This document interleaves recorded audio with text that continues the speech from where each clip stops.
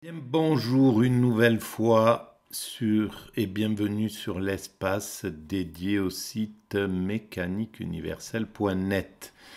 Le site qui essaie de démontrer que l'humanité évolue progressivement vers son ultime perfection. Nous travaillons tous, nous, le genre humain, l'ensemble humain, chaque être humain, travaille sans le savoir à construire cette œuvre magique euh, qui est une sorte de paradis pour nos futurs descendants. Alors il faudra encore quelques siècles d'évolution, évidemment, parce qu'on voit bien que c'est un peu long de pouvoir d'abord unifier l'humanité, amener une sorte d'égalité entre les êtres humains, en finir avec l'affirmation de soi au détriment d'autrui, en finir avec la violence, le travail asservissant, etc. Donc il y a beaucoup de choses encore à finir de travailler, mais selon ma théorie, c'est notre destinée. Voilà. Alors, je vais reprendre la réflexion autour du Zarathustra de Nietzsche. J'utilise le site littérature audio, donc il y a une personne bénévole qui lit ce Zarathustra. C'est Guy Marcy, là, dans le cas présent. Et je vous conseille ce site littérature audio où vous pouvez lire, écouter une grande partie des grandes œuvres littéraires du monde et même philosophiques certaines, voilà. Donc y compris ce Zarathustra. Alors je relance l'audio et je commente éventuellement et puis voilà, j'essaye de faire des liens avec la mécanique universelle et le surhomme dont parle Nietzsche. Allons-y. Le chant du tombeau. Là-bas est l'île des tombeaux, l'île silencieuse. Là-bas sont aussi les tombeaux de ma jeunesse. C'est là-bas que je vais porter une couronne d'immortels de la vie. Ayant ainsi décidé dans mon cœur, je traversai la mer. Ô vous, images et visions de ma jeunesse, ô regard d'amour, moment divin, comme vous vous êtes vite évanouis. Aujourd'hui, Alors, là, à mon sens, il y a quelque chose de l'idée de l'exaltation peut-être divine. C'est mon interprétation. C'est une interprétation atypique qui ne connaît pas bien l'œuvre de Nietzsche, et donc c'est vraiment une découverte. Mais pour moi, intuitivement, j'ai l'impression qu'il parle de cette jeunesse où il croyait encore à Dieu et où peut-être il avait le désir de rentrer dans une vocation comme lui proposait peut-être sa mère, je crois que c'est ça, de devenir pasteur. Et donc c'est là où il y avait cet excès d'amour qui était présent dans la ferveur religieuse. Songe à vous comme je songe aux morts que j'aimais. C'est de vous, mes morts préférés, que me vient un doux parfum qui soulage le cœur et fait couler les larmes. En vérité, il ébranle et soulage le cœur de celui qui navigue seul. Il y a peut-être aussi la perte de ces êtres chers, des gens qu'il aimait évidemment, et surtout dans la solitude, on est d'autant plus marqué par cela, parce qu'on n'a pas de quoi se confier. C'est une façon de se confier, l'écrire d'ailleurs sur le Zarathustra, parce que ce qu'on lit là, c'est le moment où il l'écrivait, et où il le pensait, où il était en contact avec ce passé. Je suis toujours le plus riche et le plus enviable, moi le solitaire, car je vous ai possédé et vous me possédez encore. Dites-moi, pour qui donc sont tombées de l'arbre de telles pommes d'or? Je suis toujours l'héritier et le terrain de votre amour. Je m'épanouis en mémoire de vous en une floraison de vertus sauvages et multicolores, ô mes bien-aimés. Hélas, nous étions faits pour demeurer ensemble, étranges et délicieuses merveilles. Et vous ne vous êtes pas approchés de moi et de mon désir comme des oiseaux timides, mais confiantes en celui qui avait confiance. Oui, créés pour la fidélité, ainsi que moi, et pour la tendre éternité. Faut-il maintenant que je vous dénomme d'après votre infidélité, ô regard et moment divin? Je n'ai pas encore appris à vous donner un autre nom. En vérité, vous êtes mort trop vite pour moi, fugitif. C'est peut-être les souvenirs aussi, les bons souvenirs qu'il a dans son... et qui ne reviennent plus, qu'ils sont morts. Voilà, cette mort dans notre esprit, les moments, des moments qu'on aurait voulu retenir et vivre éternellement. Pourtant, vous ne m'avez pas fui, et je ne vous ai pas fui. Nous ne sommes pas coupables les uns envers les autres de notre infidélité. C'est On le temps vous a qui passe. étranglé pour me tuer, oiseau de mes espoirs. Oui, c'est vers vous, mes bien-aimés, que toujours la méchanceté décocha ses flèches pour atteindre mon cœur. L'espoir. Et elle a touché... Donc, c'est tous ces espoirs et combien ils ont été sans doute meurtris par... On le sait très bien, hein, dans nos ambitions, nos envies, nos désirs de faire des choses. Il y a de temps en temps, on reçoit des avis négatifs. Oh, tu n'y arriveras pas, c'est pas possible, ou bon, des choses comme ça. Et c'est des souffrances que l'humanité s'inflige mutuellement en réalité. Juste, car vous avez toujours été ce qui m'était le plus cher, mon bien, ma possession. C'est pourquoi vous avez dû mourir jeune et périr trop tôt. C'est vers ce que j'avais de plus vulnérable que l'on a lancé la flèche. Vers vous, dont la peau est pareille à un duvet, et plus encore, au sourire qui meurt d'un regard. Mais je veux tenir ce langage à mes ennemis.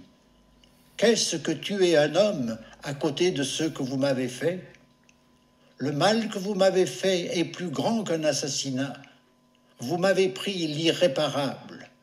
C'est ainsi que je vous parle, mes ennemis. N'avez-vous point tué les visions de ma jeunesse et mes plus chers miracles? Voilà, donc la vie qu'on arrive avec une sorte d'optimisme, avec une joie, avec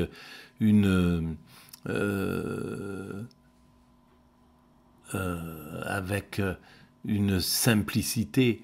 Et tout ça, au fur et à mesure de notre évolution, on doit perdre cet idéal, on doit perdre cette... alors, quand certains n'ont pas envie de le perdre, justement, comme Nietzsche l'a perdu parce qu'il s'est mis au contact. Mais une des façons de ne pas le perdre, c'est de se noyer, d'aller... de se noyer dans une addiction, dans n'importe laquelle, que ce soit l'écriture, que ce soit l'alcool, que ce soit... on va échapper un peu à la dureté de la vie en réalité. C'est s'échapper de la dureté de la vie que cherchent les multiples addictifs que l'humanité engendre. Vous m'avez pris, mes compagnons de jeu, les esprits bienheureux.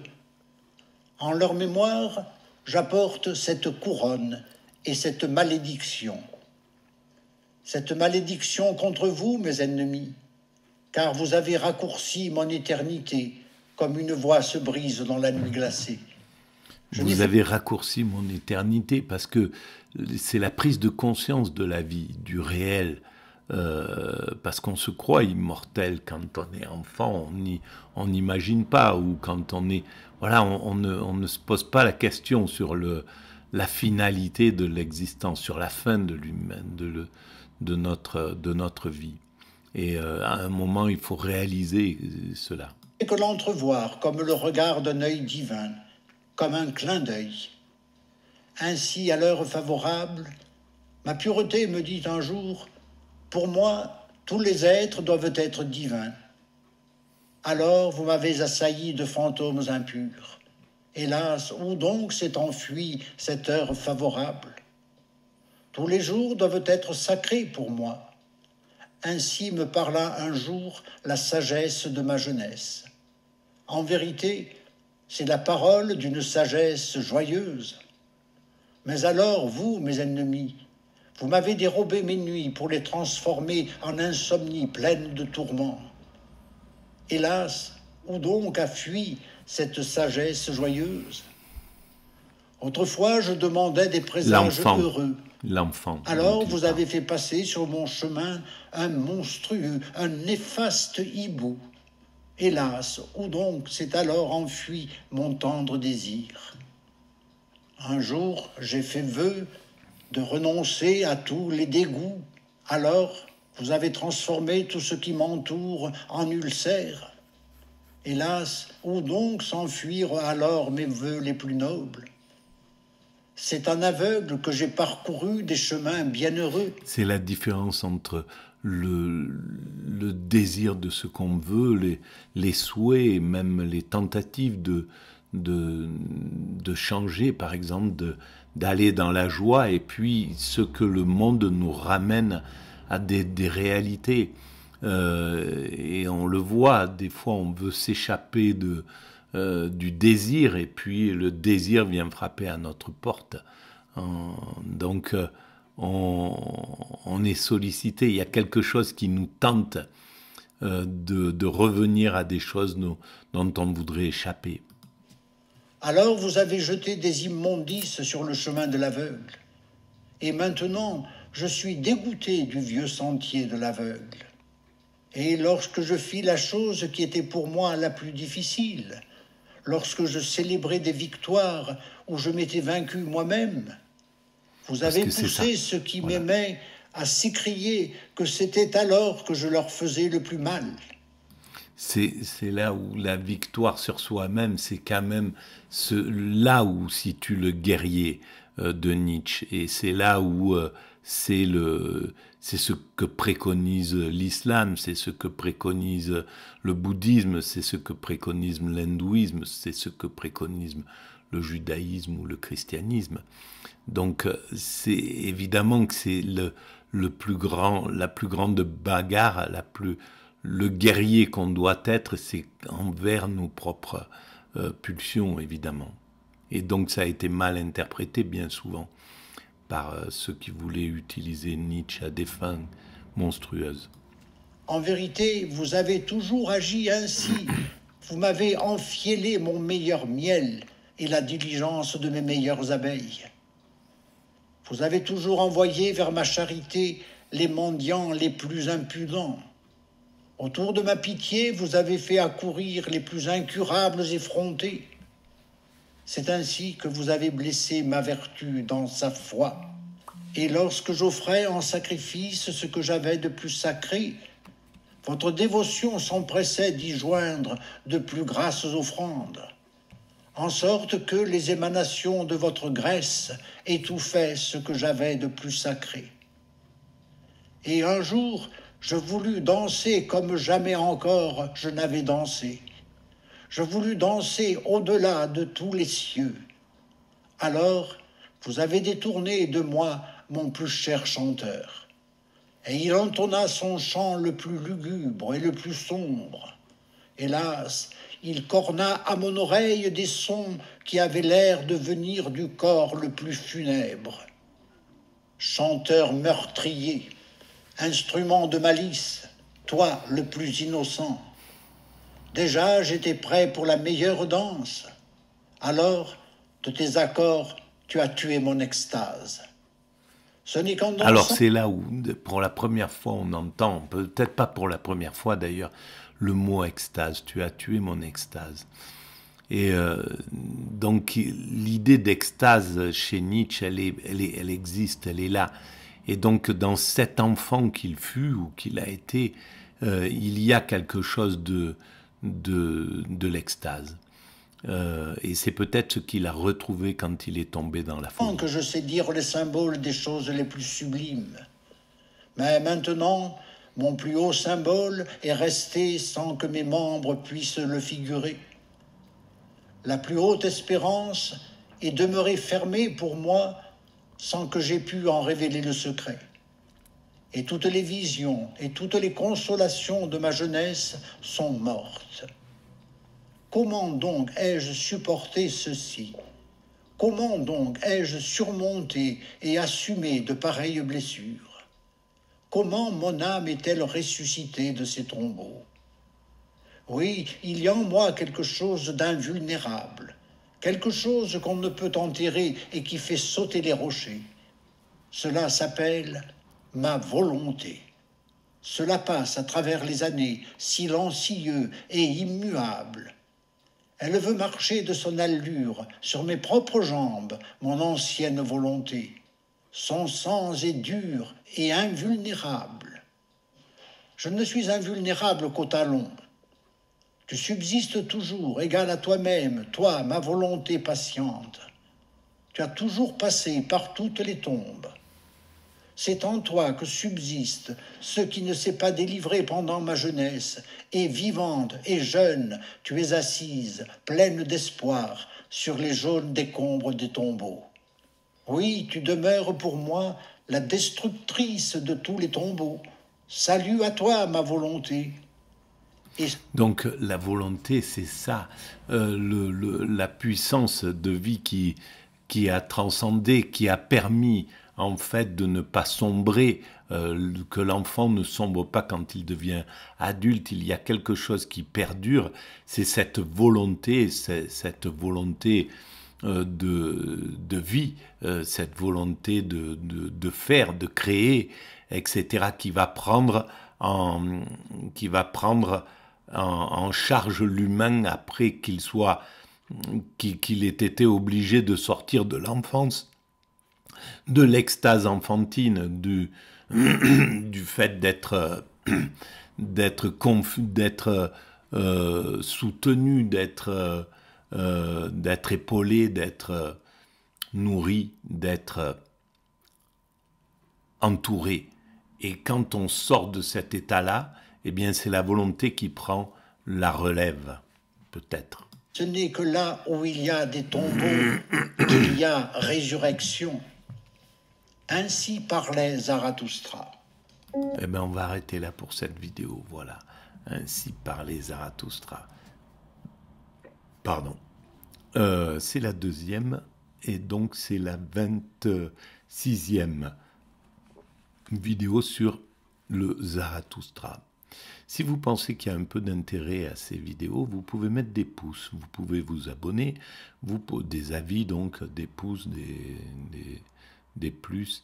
Vous pouvez vous abonner, vous pouvez envoyer le lien à vos amis, vous pouvez établir des liens avec votre propre espace, vous pouvez écrire des commentaires, vous pouvez m'écrire si vous avez envie de participer à cette œuvre universelle, voilà, qui appartient à tous. Merci beaucoup.